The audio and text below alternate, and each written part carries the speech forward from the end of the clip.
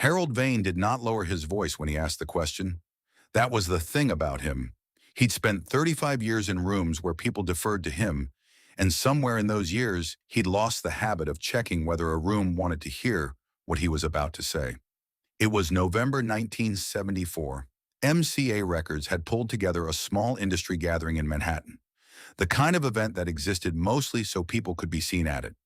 Producers, journalists, A&R executives, a few journalists from the bigger music publications. Open bar, catered food, the particular low hum of people performing ease at each other. Ronnie Van Zant was standing near the far wall holding a drink he wasn't really drinking. He had road dust on his boots. He was wearing a plain white t-shirt in a room full of blazers, and he was watching everyone with the quiet attention of someone taking inventory. Vane had written about him. Earlier that year, in a column for a music journal, he described Southern rock as emotional noise delivered with a regional drawl. He had not listened to more than 2 songs before writing that sentence. He did not consider that a problem. He'd spent 3 decades training vocalists for Carnegie Hall and Broadway productions, and he believed that gave him the standing to assess any voice from any tradition without extended research. He walked across the room and introduced himself. "I've read about your band," Vane said, settling into the posture of a man who's decided he's going to say the thing he came to say. "I want to ask you something directly. All that production, the amplification, the 3 guitars at full volume, how much of what people hear is actually you, and how much is the machinery around you?" The people nearby had already stopped their conversations. These confrontations announce themselves before a word gets said. You feel the air change. "What do you mean?" Ronnie said. "I mean, I'd like to hear you sing. Right here, no equipment, no microphone, just the voice." Vane set his glass on the table beside him. "Let's see what you actually have." A woman from MCA's A&R department was standing near the window. She later said she remembered thinking the whole thing was about to turn ugly, that Ronnie would say something sharp enough to redirect the room, and that would be the end of it. That was the expected move, the smart move. Deflect, disarm, keep the evening moving. Ronnie put his drink down. He didn't say anything for a moment. Whatever he was deciding, it didn't show on his face. Then he opened his mouth and started to sing, and the first thing that hit the room wasn't the sound itself. It was what was behind the sound, the control, the way it came from somewhere below his rib cage and moved outward without any visible effort. He wasn't projecting. He wasn't performing at anyone.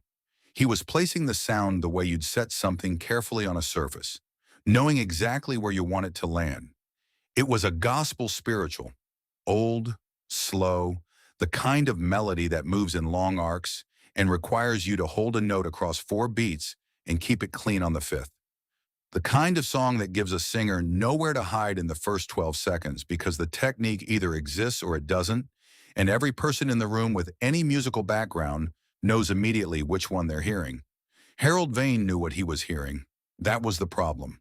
The diaphragmatic support, the resonance placed forward rather than sitting back in the throat. The breath management that allowed each phrase to complete itself without fracturing. These were things he charged $400 a course to teach. His students practiced scales for months to develop what was coming out of this man in a dusty t-shirt at a cocktail party. Some of them practiced for years and never fully got there. Nobody in the room moved. The A&R woman said she didn't realize she'd stopped breathing until the singing stopped and she had to take a full breath all at once. Ronnie sang the verse and the chorus, and then he stopped. No resolution into a held final note. No performance of finishing. He just stopped, the way you stop when you've said the thing you needed to say. He picked up his drink. Vane stood there. His face had done several things in the past 90 seconds, and the room had watched all of them happen. The mild skepticism at the start, then a slight frown of concentration, then something that looked like recalibration, then something that doesn't have a clean professional name, but that anyone who has spent serious time around music recognizes. The moment your entire body understands something before your mind has caught up to it. "Where did you study?" Vane asked. It was not the question anyone expected from him. It was the question of someone trying to account for something. Ronnie looked at him for a second. "Her name was Ida Simmons," he said. She lived 2 doors down from us when I was a kid, in Jacksonville. Vane waited. She'd been directing the gospel choir at her church since before I was born. I was maybe 10, 11. She heard me singing outside one afternoon, and she just opened her door and told me to come in. He said it the same way he'd say anything, flat and straight, no extra weight on it. We did that twice a week for about 3 years. She never asked my mother for a thing. What did she teach you? How to breathe into a phrase instead of pushing through it. How to let a note settle instead of chasing it. She used to say, don't fight the note. The note already knows where it's going. Your job is to not get in its way. He paused for a moment. She taught me that what you're singing has to be true while you're singing it. That the moment you stop believing it, everyone in the room stops believing it too. She said that was the only technique that actually mattered. And when did you stop studying with her? When I was 13, we moved to Memphis. Ronnie looked at his glass. She passed away in the early 60s. She never heard any of our records. Vane was quiet. She gave you something that most of the people I work with professionally don't have, and I've worked with some very good singers. She gave me all of it, Ronnie said. Everything that holds up on a stage came from her. If you're watching this channel for the first time, we're small. We're just getting started, and a subscribe from your phone takes about 5 seconds. It's the only way you'll know when the next story comes out. Drop a comment too. Tell us what you know about this. We'll be right back in that room in Manhattan. The gathering broke up a couple of hours later. Harold Vane spoke to a colleague before leaving and told him what had happened. The colleague mentioned it to someone else. Within a few weeks, the story had moved through the industry the way things moved before any of this was digital. In green rooms and phone calls, and the conversations that happen when something gets stuck in your head and you have to tell someone about it. Not because it was dramatic, because it was specific, because it had the texture of something that actually happened, the kind of detail that doesn't get invented. Vane referenced his earlier column, the one with the sentence about emotional noise, in an interview the following spring. He said he'd been wrong about it, not as a performance of humility, just as a correction, the way you'd fix a factual error in something you'd written. He said he had described music he hadn't listened to, and that was criticism in the shape of opinion, not in the shape of work. He said that was not something he was proud of. He didn't go into the full story of the evening in that interview. But people who knew him in those years said he talked about it privately, and always in the same way. Not about Ronnie, not about the singing, but about Ida Simmons. About the specific fact that a woman who directed a gospel choir in Jacksonville, Florida, who gave 3 years of her time to a child whose family couldn't pay for anything, had produced something that walked into a room full of credentialed music professionals and stopped everyone in it cold. He said it made him think about all the teaching that happened in places nobody would ever write about. All the people like Ida Simmons, giving what they knew to kids with no money and no obvious future in the industry, and receiving nothing back but the knowledge that they'd pass something on. Ronnie never spoke publicly about that evening. He didn't collect stories about himself and present them to journalists to manage how people understood him. He said what he had to say in the songs, and he considered that sufficient. But in a few interviews across the following 2 or 3 years, he mentioned Ida Simmons by name. It came up the way things come up when you've decided something belongs in the record. Not often, not every interview. Just, there was a woman in Jacksonville who taught me how to sing. She never asked us for a cent. I think about her every time it matters. Once in a short interview with a small music publication in 1976, he said he thought the reason his singing connected with people had nothing to do with him.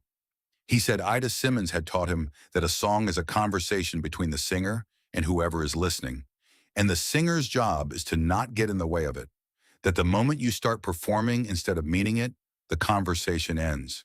Most people reading that interview probably moved past it quickly. The rest of the conversation was about recording and touring in the 3-guitar lineup. Things that were easier to summarize, but the sentence stayed with the people who caught it. Harold Vane died in 1989. His obituary in a New York music journal listed the career accomplishments: the Carnegie Hall years, the Broadway vocalists he'd trained, the 2 books on technique. Near the end, a line noting that in his later years, he developed what colleagues described as a genuine interest in American roots music and its practitioners. The writer of that obituary didn't know why. Most people who read it didn't know either. But in a box of Vane's personal papers that his family eventually donated to a conservatory in Connecticut, there's a handwritten note dated sometime in late 1974. The exact day isn't legible. The handwriting is clear. It reads, "Find out everything you can about gospel choir traditions in the American South. You have been teaching technique. You have been missing the point." The second sentence is underlined twice. Ida Simmons spent her life in Jacksonville. She directed her choir. She opened her door twice a week to a boy from down the street and told him what she knew about how a voice works and what singing is actually for. She died before any record existed. She never knew what those afternoons became. The voice she shaped recorded songs that are still playing. It filled arenas for years. It made people cry in cars on the way home from concerts, alone in the dark. Not entirely sure why. It did what she said music was supposed to do.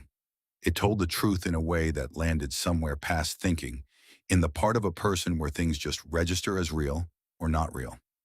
She never got any credit for that. She didn't ask for any. Some teachers are like that.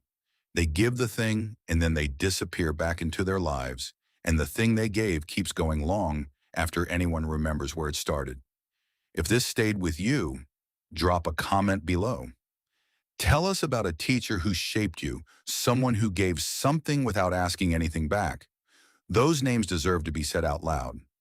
Subscribe if you want to be here when the next story comes. The ones worth telling are always the ones that take a little longer to find.